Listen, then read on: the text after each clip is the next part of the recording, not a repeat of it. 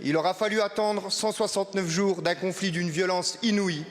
Il aura fallu éprouver la destruction de 70% des habitations à Gaza. Il aura fallu déplorer la mort de plus de 32 000 Palestiniens. Il aura fallu assister à la mort de plus de 14 000 enfants à Gaza, soit un enfant qui perd la vie toutes les 10 minutes, pour qu'enfin une résolution du Conseil de sécurité de l'ONU appelle à un cessez-le-feu immédiat pendant le mois du Ramadan. À peine voté, le ministre des Affaires étrangères israélien a déjà indiqué que le cessez-le-feu ne sera pas appliqué. Et à l'instant où je vous interroge, Tsahal poursuit son œuvre mortifère. En octobre 2022, Emmanuel Macron déclarait à Rome « Il faut beaucoup de courage et vouloir la paix. Et les vrais courageux sont là. » Alors, Monsieur le Premier ministre, faites preuve de courage.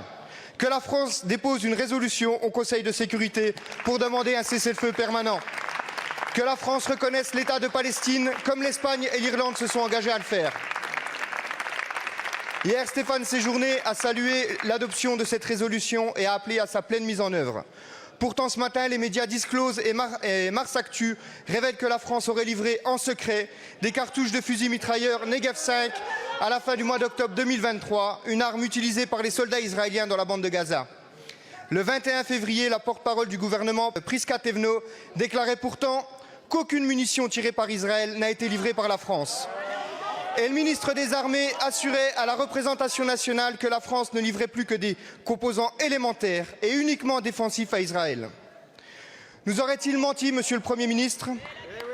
Hier, la rapporteure spéciale des Nations Unies, Francesca Albanese, a affirmé qu'il existe des motifs raisonnables de croire qu'Israël a commis plusieurs actes de génocide dans la bande de Gaza. Alors ma question est simple, Monsieur le Premier ministre. Est-ce que votre gouvernement a rendu la France complice d'un génocide en cours à Gaza?